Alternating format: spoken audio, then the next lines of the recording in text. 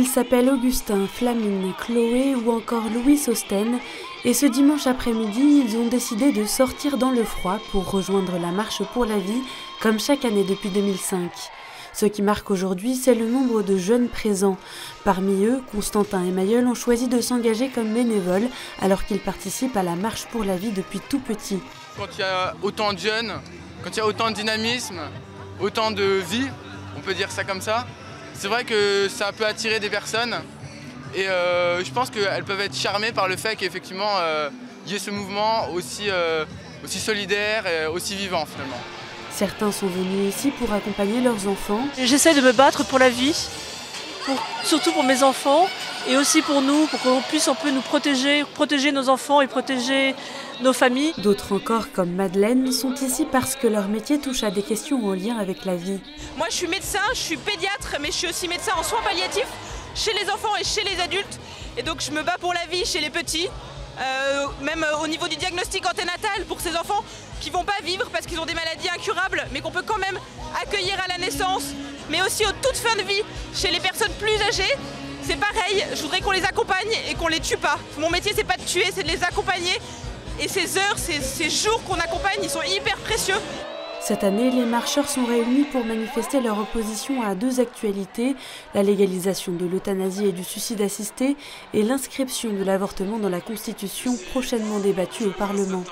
L'enjeu de marcher pour la vie, c'est montrer qu'il y a une pensée alternative dans ce pays. C'est-à-dire que la culture de mort n'est pas une fatalité, il peut y avoir un développement avec des politiques de culture de vie. Le vrai progrès, c'est de soutenir la culture de vie. Alors qu'ils étaient 40 000 il y a 10 ans, ils ne sont que 15 000 aujourd'hui. Pour beaucoup, c'est un peu un devoir d'être là. Je ne sais pas si ça fera changer grand-chose, mais plus on sera nombreux à dénoncer ça, plus ça pourra faire avancer les choses. Il faut leur montrer que le combat contre l'avortement n'est toujours le présent et que personne nous fera taire. Nous qui sommes catholiques et pratiquants, si nous on ne vient pas, qui est-ce qui viendra déjà ?